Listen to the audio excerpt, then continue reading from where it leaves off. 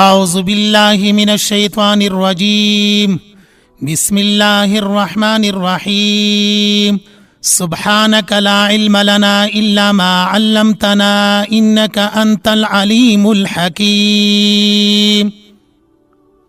د سورة بقره تفسیر بیانی دلو بیا د تفسیر په سلسله کې شلم نمبر آیات داغی لفظی ترجمه ربط و مناسبت د مفردات و تشریح اغا بیان شوی دا. صرف دا یو جمله مبارکه آخرنه د آیات مبارکه چه آغا ان اللہ علی کل شیء قدیر الفاظ دی.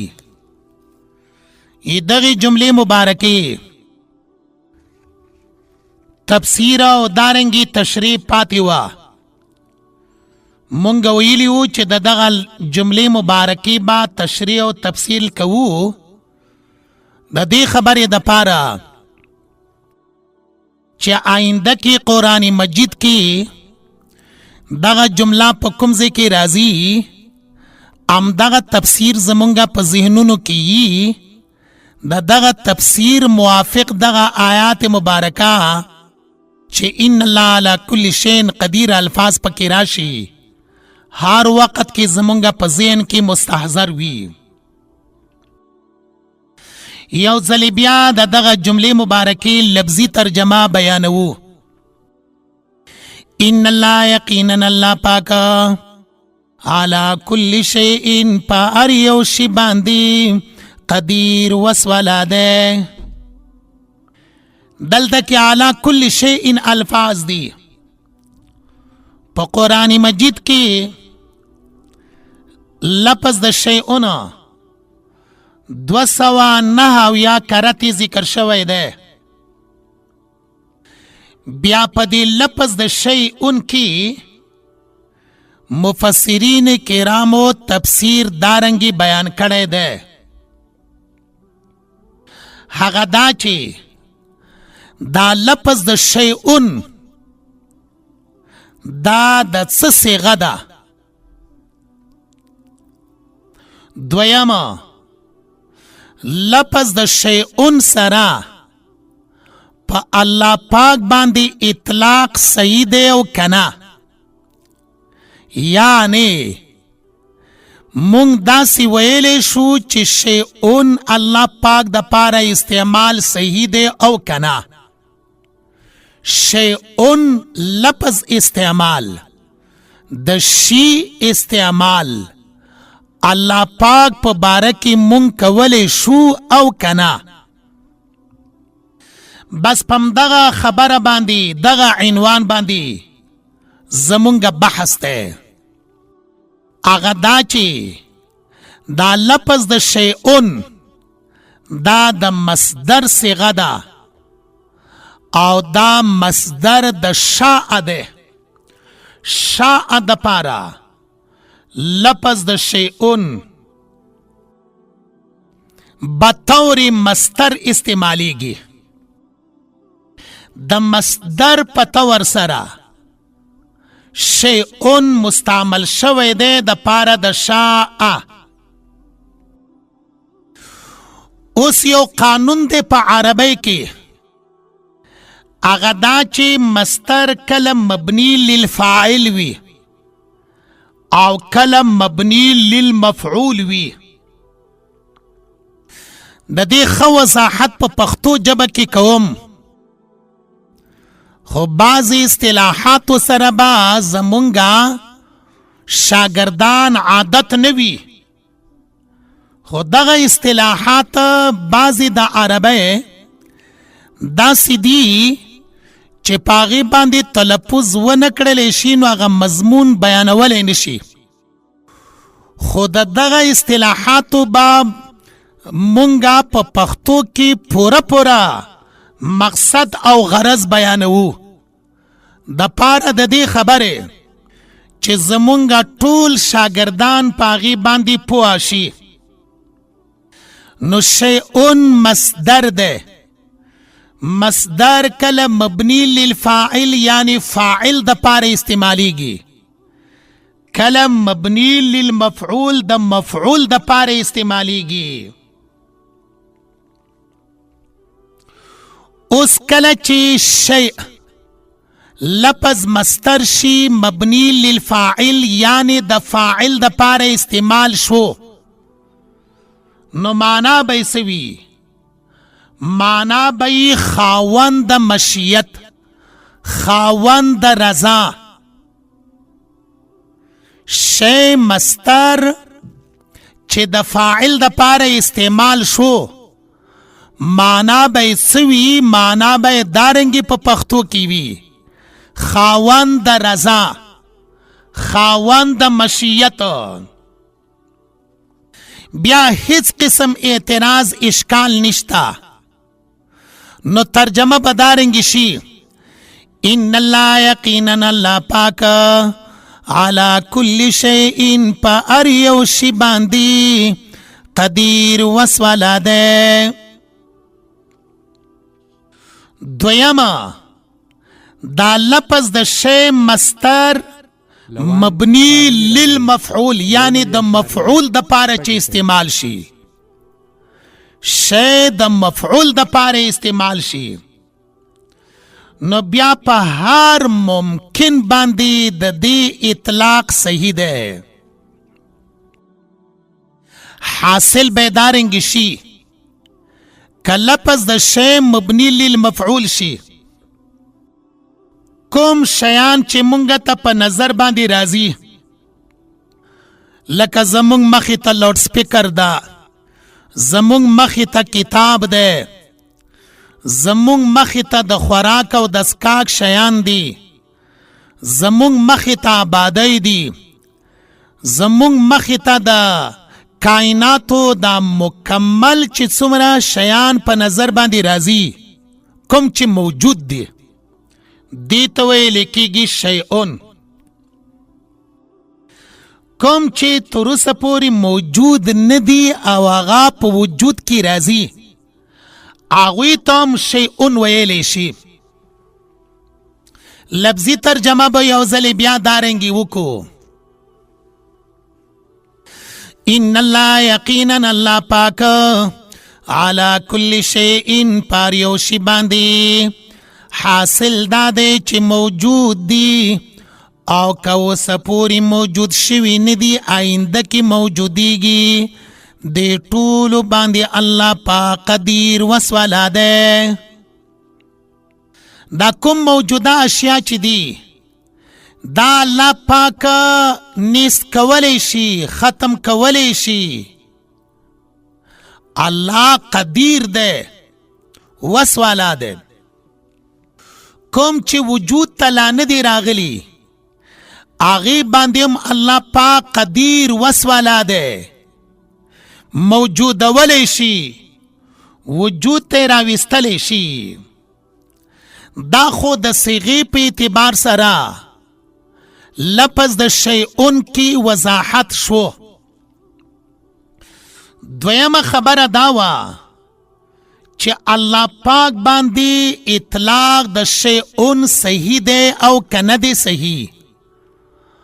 الله پاک ته مونږ شیئون لفظ استعمالولی شو او که نه شو استعمالولی. بعض علماء کرام مفسرین فرمایی چې الله پاک باندې د شیئون اطلاق نه دی صحیح، الله تا شیئون استعمال نه دی صحیح. دوی نه مونږ پوښتنه وکړله چې دا اطلاق یا د دغه لفظ استعمال الله پاک د پاره ولی نه دی صحیح. دوی په جواب کې دارنګي وایي ان الله یقینا الله پاک علی کل شیء پر یو شی باندې کچرتا شیء اطلاق په الله پاک باندې صحیح شي نو شیخ مبنی للمفعول ده.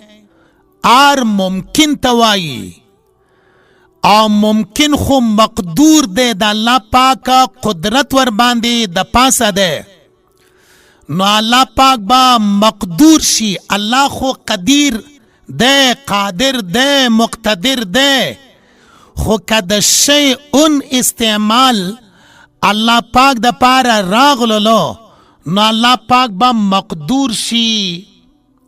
مقدور نوی ممکن وی. الله پاک خو ممکن نه ده.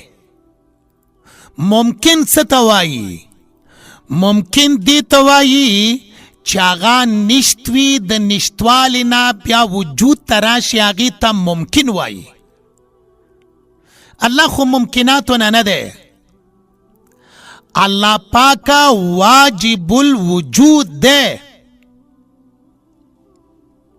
عام طور سره مونږه داسې وایو چې الله پاک ازلی ده، الله پاک ابدی ده. راځئ چې اصطلاح د ازلی ابدی یاد کو. ازلی څه معنا؟ ازلی دا معنا چې ابتدا نه لري. اوس زمونږ ابتدا شته. د دې ځمکې د اسمانونو د پیدایش ابتدا شته. دا څه چې مونږ ته په نظر باندې راځي دا نشتو د نشتوالي نه وجود ته راغلی دي. دا ازلی نه دي چې ابتدا نه لري. الله پاک ازلی ده، یعنی ابتدا نه لري. دویم مونږ وایو چې الله پاک ابدی ده. ابدی خپل معنا څه ده؟ مونږ ولی وایو چې الله ابدی ده؟ ابدی دا معنا چې انتها نه لري. زمونږ دا وجود انتها لري. که تاسو سوچ وکئ دا نن سبا چې مونږ ته څومره خلک په نظر باندې راځي، په خپل کور کې په نظر راځي، د کور نه بهر مونږ ته په نظر باندې راځي. آینده 100 کاله بعد زمونږه په دې موجوده خلکو کې که یو نیم چرته پاتې شوی وي، نور یو نیم 100 کال بعد مثلا زمونږه واړه، زمونږه زاړه، زمونږه زنانه، زمونږه نارینه، دا ټول به د ځمکې په مخ باندې نه وي. زمونږ او ستاسو کې به هیڅوک موجود نه وي. دارنګې یو داسې وخت به راشي چې دا کوم نظام مونږ ته ښکاري د ځمکې، د اسمانه، د انوار، د سپوږمۍ، دا نظام به هم ختم شي، دا انتها لري.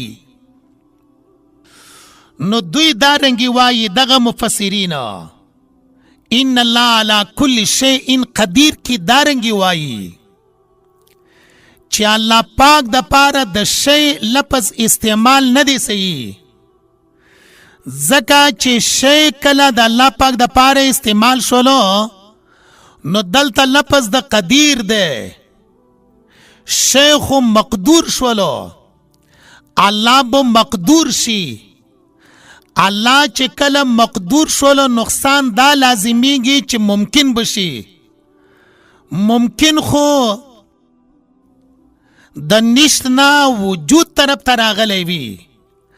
الله پاک متعلق خو ته داسې نشي ویلی دا خو کفر دی چې نشت و بیا وجود ته راغلی دی. لہذا الله پاک باندې لفظ د شیئون استعمال اطلاق نه دی صحیح. دا یوه ډله ده. دویمه ډله دا ده د مفسرینو، همدارنګې د علماء کرامو. هغوی فرمایي الله پاک په باره کې د شیئون استعمال صحیح دی. که دوی نه پوښتنه وشي چې تاسو دې ته صحیح وایې دلیل در سره څه دی، نو دوی په دلیل کې دوه خبرې بیانوي.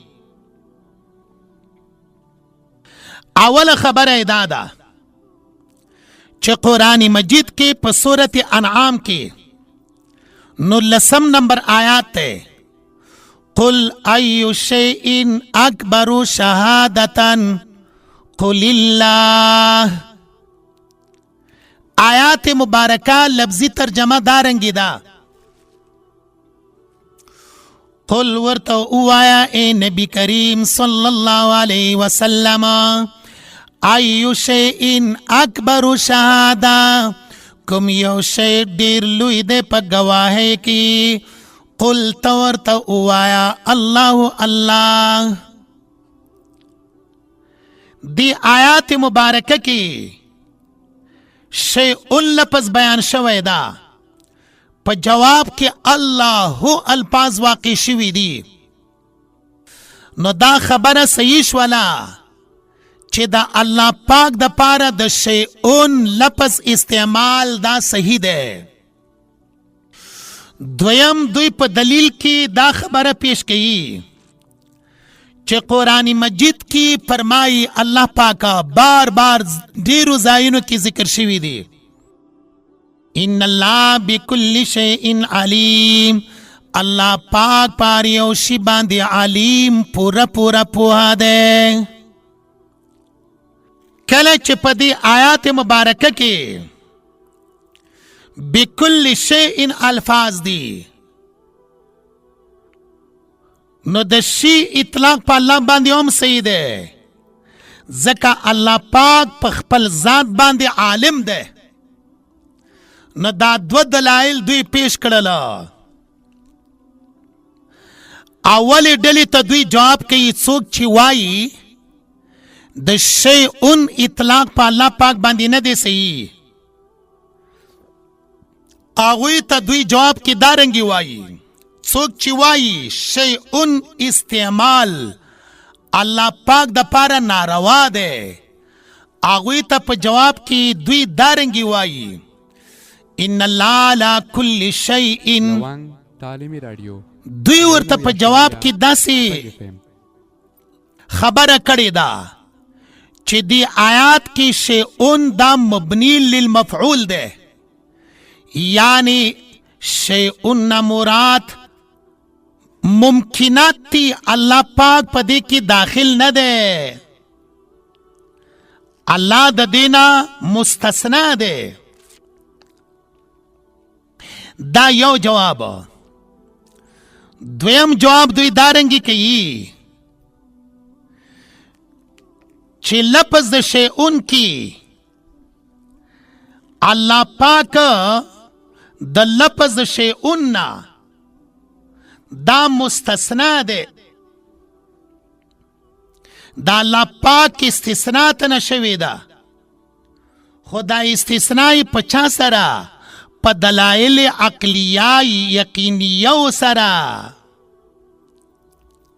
نو دوی وائی کچرت شیئن ذکر شی پا قرآن پاک کے نو تمام ممکنات تنا مراد دی اللہ ندی تنا مراد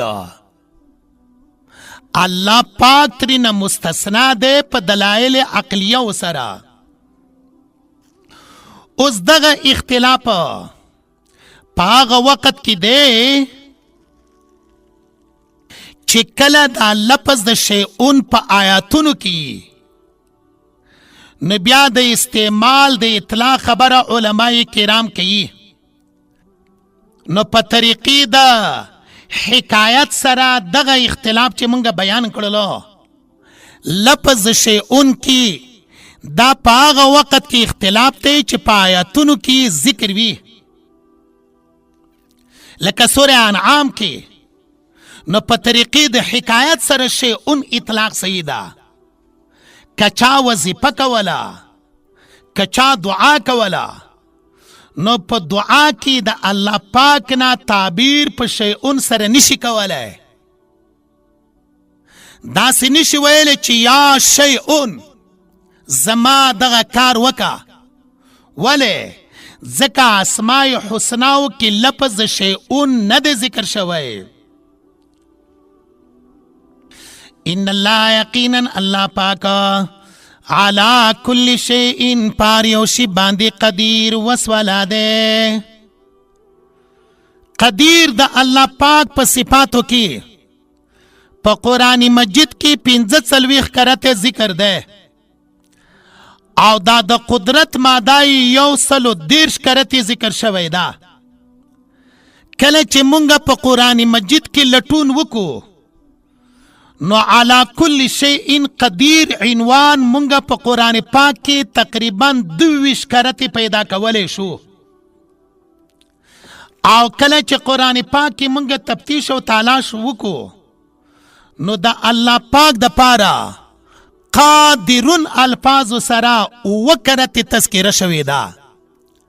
که مونږ نه چا پوښتنه وکړله چې ان الله علی کل شیء قدیر د الله پاک په صفاتو کې څو ځلې ذکر ده؟ جواب 22 کرته ذکر ده. که سوال وکي چې الله پاک د پاره قادرون صفت څو کرته ذکر ده؟ جواب داده چې 2 کرته ذکر ده. که سوال وکي چې قادرون الفاظ د الله پاک د پاره څوره پیری په قرآن پاک کې ذکر شوی دي؟ جواب 15 کرته ذکر شوی دي. که سوال وکي چې د الله پاک د صفت لپاره مقتدرون الفاظ څو کرته ذکر دي؟ جواب داده چې غالبان 4 کرته تذکره شوی ده. او مقتدرون الفاظ سره یو مقتدرون ده دویم مقتدرون. نو دا مقتدرون الفاظ سره هم دا الله پاک صفت 4 کرتی ذکر کړل شوی ده. داو د دې 20 نمبر آیات تفسیر او د دې ترجمه مخکې بیان شوی و. یا ایها الناس اعبدوا ربکم الذی خلقکم. دا د سورة بقره 20 نمبر آیات مبارکه ده. د دې آیات مبارکه یو لفظي ترجمه ده. دویم د دې آیات مبارکه د مخکې سره ربط او مناسبت ده، تعلق ده چې مخکې سره څه تعلق لري. دریم د دې آیات مبارکه تفسیر ده. دا 3 واړه خبرې مونږ بیانوو او 4مه خبره په آیات مبارکه کې هر آیات کې چې مونږ ذکر کوو هغه مضمون ده. نو اول خبرې ترازو چې لفظي ترجمه ده، بیا به مضمون بیان کو. دا د شی دویمه خبره. دریم د دې مناسبت به ذکر کو. 4مه خبره بیا د دې آیات مبارکه د مفردات و تشریح ده. راشه اول خبره تا چې هغه پښتو کې د دې آیات مبارکه ژباړه ده، هغه په همدغه طریقې باندې ده. یا ایها الناس ای خلکو اعبدوا بندگی خاص وکئ ربکم الذی د رب خپل اغا خلقکم چې تاسې پیدا کړی والذین آغا کسان من قبلکم چې وړاندې ستاسو نه دي لعلکم تتقون د پاره د دې خبرې چې تاسو بچ شئ د الله د عذاب نه. دا د دې آیات مبارکه لفظي ترجمه شوله. آیات مبارکه مضمون دا ده. دا دویمه خبره ده. دویمه خبره مضمون د آیات مبارکه. مضمون دارنګي ده یا ایها الناس اعبدوا. خطاب عام خطاب ده. دعوه د صورت د دې صورت دعوه ده. دلیل عقلی انفسی هغه عقلی دلیل د الله په وحدانیت بیانېږي. انفسی چې زمونږ د نفس سره تعلق ده. مضمون یو ځلی بیا واوره. یا ایها الناس عام خطاب ده، عام خبره ده ټول انسانیت لپاره. دعوت صورت د دې سورت بقره دعوه هم ده. اعبدوا ربکم بندگی خاص وکې د رب خپل. دلیل عقلی انفسی هغه په دې الفاظو سره د آیات مبارکه باندې نظر واچوئ. الذي خلقکم دا دلیل عقلی دی. خلقکم تاسو پیدا کړی یې. انفسی دی زمونږ د نفس سره تعلق دی. نو مضمون به بیا دارنګې بیانوئ. آیات مبارکه کې خطاب عامه ټول انسانیت ته خبره ده. دعوه د صورت د دې صورت دعوه د په اعبدو ربکم سره. دلیل عقلی انفسی د په دې الفاظو سره الذي خلقکم والذین من قبلکم سره د پیدې نه پیدې دا د لعلکم تتقون. کله چې په همدغه طریقې باندې مونږ تفسیر ته متوجه وو نو دا الله پاک په کتاب باندې په ډیر په آسانه پوه شو. نو دوه خبرې ختم شولې. یو دا و چې لفظي ترجمه، دویم دا دی چې د دغه آیات مبارکه مضمون. راځو د دې آیات مبارکه ربط و مناسبت ته. یا ایها الناس اعبدوا، سوال دا راځي چې د دې آیات مبارکه د مخکې سره مناسبت څه دی؟ جواب د دې صورت اولې حصے ته وګوره. د دې صورت اولنی آیات ته وګوره. اولنی آیات کې څه بیانېږي؟ د قرآن پاک عظمت او لویی بیانېږي. په کوم الفاظو سره؟ ذالک الکتاب لا ریب فیه. دلته عظمت ته قرآن مجید وو چې قرآن پاک ډیر لوی کتاب دی. قرآن پاک د خیرونو د برکتونو نه ډک کتاب دی. کتاب کی معنی د جمع کېدلو پرته وه.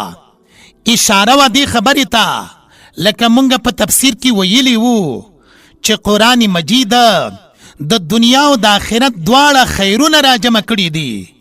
ځکه قرآن پاک ته الکتاب الفاظ استعمال شوي دي. نو ذالک الکتاب لا ریب فی، عظمت قرآن مجید ده چې قرآن پاک عظیم کتاب ده. اوس یا ایها الناس اعبدوا تراشه. یا ایها الناس اعبدوا ربکما دلته مقصد د قرآن مجید ده. د قرآن مجید مقصد څه ده؟ اعبدوا ربکم، دا الله بندگی وکه. اعبدوا ربکم، دا الله غلامی وکه. د انسانانو غلامی مکوي. د کائناتو کې داسې یو جوهر نشتا، یو داسې ایټم نشتا چې د انسان قدر د انسان قیمت پوره کی. دیو جنوی فرمایله ستاسو سر صرف و صرف الله تخکته شي نه غیر الله تا. نو ځکه وی فرمایل اعبدوا ربکم، بندگی وکې د خپل. دا شولو مقصد د قرآن پاک. دا یو ربط و مناسبت شولو د مخکې سره.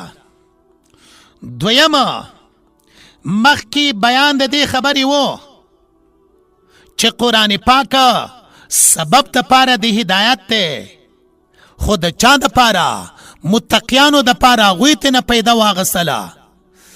څنګه و آیات مبارکه؟ نو مخکې بیان شوي وو هدى للمتقین.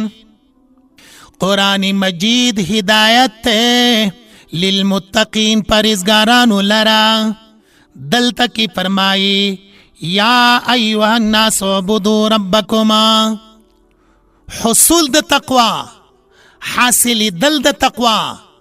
تقوا په ځان کې راوستل دا داسې نه ده لکه څوک ستا په تندي باندې یو مهر ولګي، په هغې باندې لیکلي وي چې المتقي، دا متقي سړی دی. یا تا یو بیج یو لیبل لګولی وي په خپله قمیص باندې، په خپل واسکټ باندې چې دا څوک دی؟ دا متقي دی. نه، متقی دا په لپه سره نشي راتلی. دا په نامه سره نشي راتلی، دا په نقش سره نشي راتللی. متقی په کله جوړیږي؟ اعبدو ربکم، بندگی وکئ ربکم دا رب خپلا.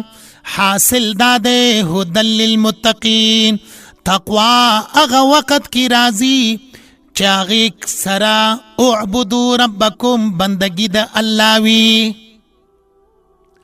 دا دویم ربط و مناسبت شولو. دی دو مناسبتونو باندی اکتفا کوو، نور هم دیر ربطون مناسبتون دی. رازو دی خبری تا چې د دې آیات مبارکه تشریح د مفرداتو هغه مفسرینو څنګه کړې ده، نو تشریح د مفرداتو یې دا دی: یا ایها الناس.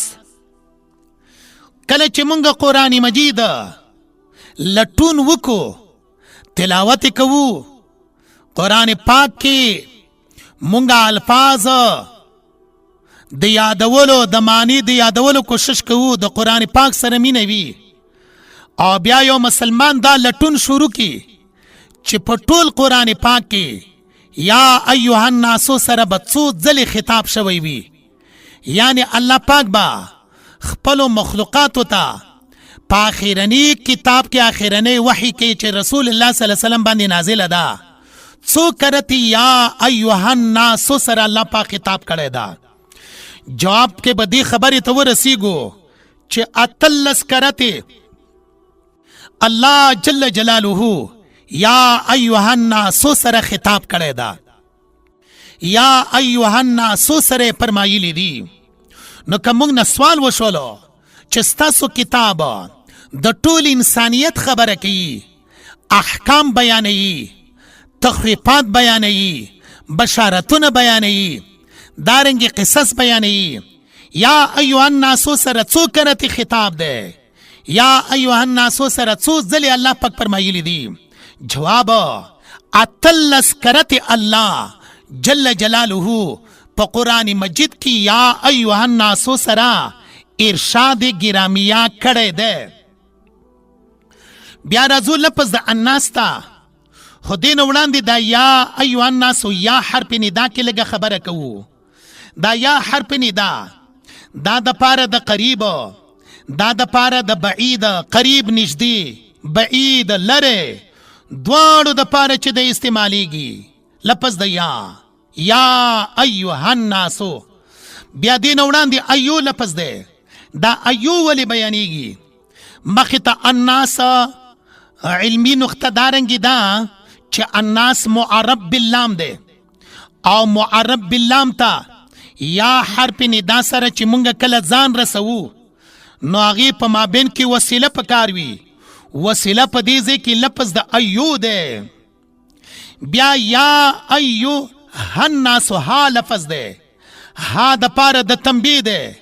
تنبیه څه معنا؟ د پاره د خبردارۍ دی. لفظ د الناس ته راځو. آیات مبارکه کې الناس ته ناس لفظ بیان کړی دی. عام خلق ته نه مراد دی. برابره خبره دی چې موجود وي لکه مونږه، که معدوم وي کوم چې آینده کې موجودیږي بفرض الموجود. دارنګې زمونږ نه وړاندې چې کوم خلق تیر شوي دي او نبی کریم صلی الله علیه وسلم هغوی ته دغه آیات مبارکه لوستلی دی، هغه هم ته نه مراد دی په لفظ د یا ایها الناس سره. یعنی چې کله د آیات نازلېدلو هغه وخت کې چې څومره موجود خلق وو، وفات شوي دي، تیر شوي دي. اوس حال زمانه کې چې کوم خلق موجود دي، آئنده زمانه کې چې کوم خلق موجودیږي، ټول د پاره یا ایها الناس دی. قربان د رسول الله صلی الله علیه وسلم نه چې د ټول انسانیت غم او درد او فکر په خپل سینه مبارکه کې وو. لکه یو حدیث مبارکه کې دی چې رسول الله صلی الله علیه وسلم با کله نوافل ته ودرېدلو د شپې، نو یو شپه رسول الله صلی الله علیه وسلم په ټول مانځه کې دا آیات مبارکه بار بار لوستلو: ان تعذبهم فانهم عبادك وان تغفر لهم فإنك انت العزیز الحکیم. دا آیات مبارکه په جړه جړه کې نبی کریم صلی الله علیه وسلم مستلو او یو صحابي فرمایي چې نبی کریم صلی الله علیه وسلم د سینې مبارکینا عزیزن کا عزیز المرجل، داسې خوټ کېدل، داسې د غم او د درد آواز لکه څنګه چې کټوه مونږ په اور باندې کې خودلی پاغې کې مو د خوراک د پاره څه چولی وي، هغه چې څنګه خوټ کېږي د هغې چې څنګه د خوټ کېدلو آواز و، دارنګې د رسول الله صلی الله علیه وسلم آواز مبارکم د انسانیت د غم او د فکر د وجې نه و. نو دلته کې نبی کریم صلی الله علیه وسلم چې کله تشریف راوړلو نو په دغې نارې سره خلک د الله دین ته راوبلله، یا ایها الناس، عموم طرف ته اشاره ده. نبی کریم صلی الله علیه وسلم د ټول انسانیت د ټولو پیریانو د پاره الله پاک رسول خاتم النبیین را لګلی دی. نور انبیاء کرام با نعره د چاوه یا قوم اعبدوا الله، حضرت نوح علیہ السلام یا قوم اعبدوا الله، هود علیہ السلام یا قوم اعبدوا الله، صالح علیہ السلام یا قوم اعبدوا الله. هر یو نبی یا قوم سره الفاظ مبارکه ویل. موسی علیہ السلام بار بار خپل قوم د پاره یا قوم د خپل قوم خبره کی، لیکن رسول الله صلی الله علیه وسلم د عربو خبره نه کی، د بنی هاشم خبره نه کی، قریش خبره نه کی، آل مکی والا خبره نه کی، آل مدنی والا خبره نه کی. نبی کریم صلی الله علیه وسلم یا ایها الناس د ټول انسانیت خبره کی. یا ایها الناس، اے خلقو، اعبدو، بندگی خاص کئ ربکم دا رب خپلا. سوال دا رزی چې عربي خو ډیره وسیع ژبه ده، لفظ د الناس سره عموما خطاب وشولو، دغه عام خطاب په نور الفاظ سره هم راتلو، خو دا لفظ د الناس ولی منتخب شولو؟ لفظ د الناس ولی ذکر کړلی شولو؟ جواب د دې خبرې د پاره دا دی چې لفظ د الناس کې اشاره کوي دې خبرې د پاره که چېرته تاسو صحیح انسانیت غواړئ، که چېرته تاسو صحیح انسانیت باندې چلیدل غواړئ، نو تاسو څه وکئ؟ اعبدو ربکم، بندگی خاص کړئ د چا؟ د خپل ربا. حاصل دارنګې راووتلو حقیقي انسانیت که غواړئ اعبدو ربکم، د الله بندګۍ کې حقیقي انسانیت رانه غختل شوی ده. تاسو د خارج غیر مسلم ملکونو حالات وګورئ، هغوی د بشر خبره کوي، لیکن د هغوی زندگی د بشر د حقوقو کله ده؟ اصلي د بشر د حقوقو خبره خو قرآن مجید کی. بله دا خبره ده که تاسو د انسانیت حفاظت کول غواړئ نو اعبدو ربکم، تاسو بندگی وکئ د چا؟ د خپل رب. یا ایها الناس اعبدو، اے خلقو بندگی وکئ ربکم د رب خپلا. دلته یو اشکال دی، یو اعتراض دی. اعتراض دا دی چې تا په خپل بیان کې داسې وویله چې یا ایها الناسو کې عام خطاب دی، نو په دې عام خطاب کې خو مؤمنان هم شامل دي. مؤمنانو د پاره اعبدو ربکم دا تحصیل د حاصل دی. حاصل دا دی، وضاحت دا دی چې مسلمانان خو د الله بندگی کوي، هغوی ته اعبدو ربکم الفاظ ویل تحصیل الحاصل یعنی بی پیدی دی. دا یو سوال شولو.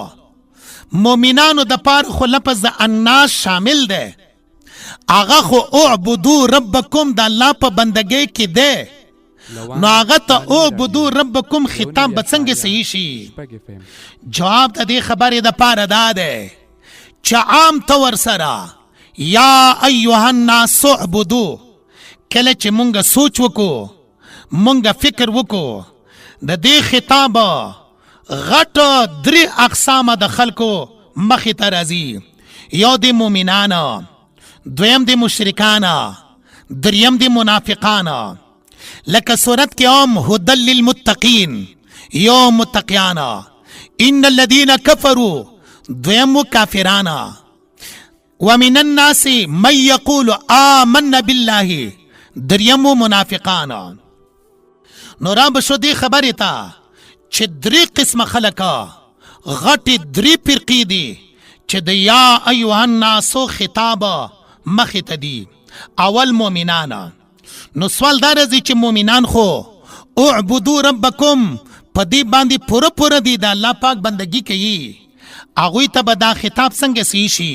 جواب کچرتا دا یا ایوه الناسو مخاطب مومنان شی نو ترجمه بدارنگی کہو یا ایوہ الناسو اے خلقو یعنی مومنانو اعبدو ربکم بندگی وکی در رب خپل یعنی دوامنا.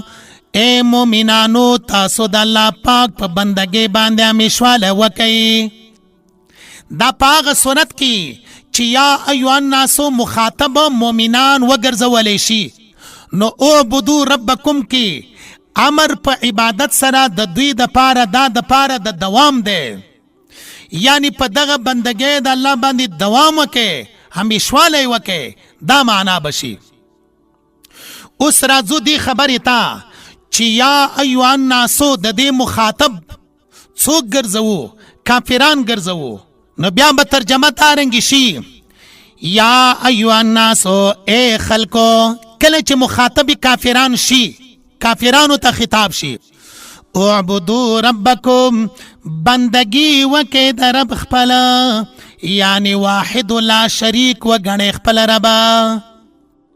دلتا کی با عبادت اعبدو ربکم مراد دین با توحید شي، دا اللہ پاک وحدانیت شي. رازو دریم ڈلتا چی یا ایوہ الناسو سر مخاطب شي یعنی منافقان. نو داغوی متعلق بیا دارنگی شی یا ایوہ الناس اے خلقو کا منافقان مخاطب شی اعبدو ربکم اخلاص وکے پا عبادت رب خپل کی. آغوی تبا حکم بیا دا اخلاص شی زکا منافقان خوبا بندگی دا اللہ کولا خو مفادات دنیاویو دا پار بے کولا، مفادات دنیاوی یعنی د دنیاوی پیدو د پاره به کولا. دا لفظ د یا ایوه الناسو د دې تشریح وشولا. دین وړاندې ربکم د رب خپلا. سوال دا راځي چې آیات مبارکه کې ربکم ده، اعبد الله نه ده، لفظ د الله نه ده، بلکې ربکم لفظ د رب ده. ربکم ولی منتخب شولو؟ جواب داده چې سبب د عبادت اعبدو د الله بندگی وکې، الله سره شریک ما جوړوي، الله پاک ته په بندګۍ کې اخلاص وکې. د دې بندګۍ سبب څه دی؟ سبب ربوبیت ربکم ستاسو رب دی. نو چې کله رب دې بندگی مې خامخا کوي، بل څوک دی چې ته داغه بندگی وکې؟ ستا خلقت پیدایش چا کړی دی؟ الله. تا ته د رزق اسباب چا میسر کړي دی په دې ځمکه کې؟ الله. نور د رزق اسباب خو به مونږ پریدو، صرف د اکسیجن چې مونږ اخلو په دې باندې د هیچا قبضه نشته. الله پاک چاته په دې باندې قبضه نه دی ورکړی، په دې سره ستا تربیت کوي. آیا ته به د دې خپل رب اعبدو بندگی به نه کوئ؟ نو دې وجې نه لفظ د ربکم بیان شولو. اعبدو ربکم بندگی وکې د رب خپله، الذي اغا رب خلقکم چې تاسې پیدا کړي یې. الذي خلقکم دا صفت موضحه ده، د رب وضاحت کوي، داغا تشریح کوي. دلیل عقلی انفسیوم دی لکه مونږ وړاندې ویلي وو الذي اغرب خلقکم چې تاسې پیدا کړي یې خلق خپل لغوي معنا دی تقدیر اندازه کول د خلق خپل معنا څه دی تقدیر اندازه کول د خلق عرفي خپل معنا دی ایجاد الشیء من العدم الى الوجود ایجاد الشیء یو شی موجودول یو شی موجودول من العدم الى الوجود چې نشت وي ته وجود ته راوړې دې ته خلق وایي اوس دا څومره مونږ چې نوي ایجادات یینو مثلا بجلی ده د دې بجلی د پاره یو بلب ده د رڼا د حاصلولو د پاره د هغې د پاره مزي تارونه دي دا چې چا جوړ کړي دي هغې ته صانع وایي هغې ته خالق نه وایي خالق هغه چا ته وایي چې بغیر د مادې نه بغیر د وجود نه یو شی معدوم وي د عدم نه وجود طرف ته راولي نو دلته کې خلقکم خلق صفت ته چا دی د الله دی که چا موږ نه پوښتنه وکړله چې الله پاک د پاره خو خلقکم دا صفت ته خلق بیان شوی ده خو موږ خو لفظ د خالقم وایو قرآن مجید کې په لفظ د خالق سره الله پاک څو کرته صفت شوی ده جواب دا دی چې په قرآن پاک کې لفظ د خالقون سره د الله پاک صفت اته کرته شوی ده او خلاقون سره د الله پاک صفت دو کرته شوی ده او احسن الخالقین سره چې الله ډیر بهترین شکل جوړونکی دی احسن الخالقین سره د الله پاک صفت هغه بیا دو کرته شوی ده تعلیمی رادیو نو مونږ داسې ویلی شو چې خلق صفت الله دی خالقون صفت الله دی اته کرته خلاقون ډیر پیدا کوونکی صفت الله دی دو کرته قرآن پاک دی احسن الخالقین صفت الله دی دا هم په قرآن مجید کې دو کرته ذکر کړل شوی دی یا ایها الناس عبدوا خلقو بندگی وکئ ربکم دا رب خپلا الذي اغرب خلقکم چې تاسې پیدا کړي والذین کسان من قبلکم چې ستاسو نه وړاندې دي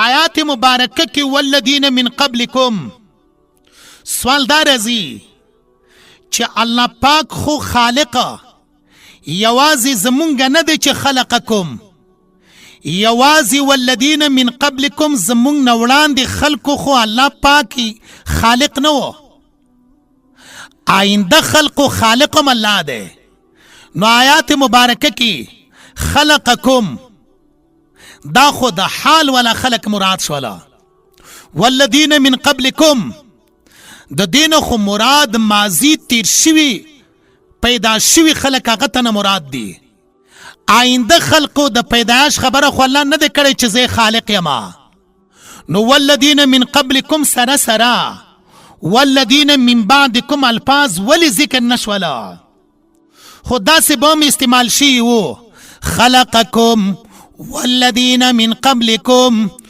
والذین من بعدکم من بعدکم الفاظ ولی بیان نشولا جواب د دې خبرې د پاره دا دی چې نبی کریم صلی الله علیه وسلم آخرنی پیغمبر دی او د نبی کریم صلی الله علیه وسلم امت آخرنی امت دی کله چې دغه آخرنی امت دی د دن وروسته بل امت نشته نو آیات مبارکه کې خلقکم والذین من قبلکم الفاظ مبارکه دی او الفاظ د من بعدکم ذکر نکړل شول لعلکم د پاره د دې خبرې تتقون چې تاسو بچ شئ د الله د عذاب نه. لعلکم تتقون دا د آیات مبارکه آخرنه جمله ده. تفسیر بیا دارنګي ده لعلکم تتقون. اول خبره په لفظ د لعل کې ده، دویمه خبره په لفظ د تتقون کې ده. سوال دار ازي چې د عربی د ګرامر متعلقه چې کله مونږه ځان پوه کو پاغي باندې سوچ وکو نو دا لفظ د لعل د عربی په قانون کې راځي د پاره د ترجیح. ترجیح خپل معنا د امید. بیا دا لفظ د امید چې مونږه په خپل پښتو کې استعمالوو، لکه ډاکټر ته یو تن ورشي ورته ووایي ډاکټر صاحب تا خو ماته دا دوايي لیکلې ده، آیا زه به جوړ شم او که نه؟ نو ډاکټر ورته وایي چې امید دی ته به جوړ شې. بیا ترېنه پوښتنه کوي چې ډاکټر صاحب زما دغه دوايي زما د بیمارۍ علاج دی او که نه دی؟ ډاکټر بیا ورته وایي چې امید مې دی الله ته چې ته به جوړ شې. ډاکټر ورته قطعي او یقیني خبره نه کوي چې بالکل به ته د دې دوایي سره روغ شې، جوړ به شې، بیماری به دې ختم شي. چې کله ډاکټر دا الفاظ ورته وایي چې امید دی نو دغه مریض ته هم دغه احساس کولی شي چې د ډاکټر خبره په تردد باندې بنا ده. الله پاک د هر قسم شک نه پاک دی. الله پاک د هر قسم تردد نه پاک دی. نو څنګه په قرآن مجید کې لعلکم تتقون امید دی چې تاسو تقوادار شئ، دا خو په تردد باندې دلالت کوي، دا خو په شک باندې دلالت کوي. لفظ د لعل ولی په تردد باندې دلالت کوي؟ ځکه د عربی په قانون کې لفظ د لعل د پاره د ترجیح دی. ترجیح خپل معنا امید ساتل او دغه امید او ترجیح دا په شک باندې بنایي. دې کې تردد وي، دې کې شک وي. لکه مخکې مې مثال درته بیان کړلو، الله خو د هر شک نه پاک دی. څنګه لعلکم لفظ د لعل استعمال شولو؟ دا به صرف دغه قانون او دغه اعتراض دغه اشکال به صرف دلته وي. آینده آیاتونو کې که چېرته داسې الفاظ راتلل بیا به مونږ هم دومره وضاحت نه ورکوو لکه څومره چې دلته یې ورکوو. جواب د دغه سوال نه دا دی چې مفسرینو کې بعضې مفسرین فرمایي چې دا لفظ د لعل په دې آیات مبارکه کې یا نور داسې آیاتونه دي، دا لعل په معنی د کئ سره دی. دغه لفظ د لعل د پاره د ترجیح نه دی بلکې لعل خپل معنا په دې ځای کې کئ دی. نو ځکه موږ پښتو کې ترجمه دارنګې وکړله لعلکم تتقون د پاره د دې خبرې چې تاسو بچ شئ د الله د عذاب نه. دویمه توجیه او دویم جواب دارنګې کړی دی چې دا لفظ د لعل دا په خپل معنا سره دی. لعل په خپل معنا سره دی او دغه لعلکم تتقون اعبدو الفاظونه په شان د حال واقع دی. ترجمه به بیا دارنګې شي لعلکم تتقون اعبدو بندگی وکې د رب خپله. لعلکم تتقون په داسې حالاتو کې چې امید د تقوا ترلاسه کولی شئ چې زه دغه عبادت کوم دا د پاره د پرهیزګارۍ کوم. ګورې موږ چې څونه عبادتونه کوو د دې عبادتونو غرض او غایه دا یي چې موږ الله پاک راضي کو او بیا د الله پاک د رضا سره سره د دغه عبادت چې کوم اثرات هغه په موږ کې راشي. لکه په مانځه کې موږ دنیوي خبرې نشو کولی، غیبت نشو کولی، حرام نشو خوړلی، مونځ نه چې کله فارغ شولی نو بیا داسې ووایه چې زه به غلطې خبرې نه کوم. لکه په مانځه کې مې د الله حمد او ثنا ویلې زه به بارم داسې نیکې خبرې کوم. زب حرام نه خورم لکه په مانځه کې ما حرام نشول خوړلی حلال مې نشول خوړلی نو دی وجې نه دا معنا دی لعلکم تتقون بیا لفظ د لعلکم تتقون تقوا لپس ته راځو تقوا دلته کې معنا لغوي دی دی وجې نه بار بار مونږ ترجمه دارنګې وکړله لعلکم د پاره د دې خبرې تتقون چې تاسو بچ شئ د الله د عذاب نه نو تقوا په معنا لغوي چې هغه وقایه دی بچ کېدل خلاصونه یا دا دی چې لعلکم تتقون تقوا نه مراد تقوای شرعي لنډه دا چې لعلکم تتقون تقوا یا معنا لغوي دی چې بچ کېدل یا معنا شرعي دی کومه چې مونږه بار بار د هغې وضاحت کړی و نو دا هغه آیات مبارکه و چې دعوه د صورت بقرې سره د دلیل عقلی نه بیان کړلی شوله دلیل عقلی انفسي بیان شولو نو دا یو دلیل و دې نه وروسته آینده آیات مبارکه کې هم دلیل دی هغه د آینده د درس سره تعلق ساتي واخر دعوانا ان الحمد لله رب العالمین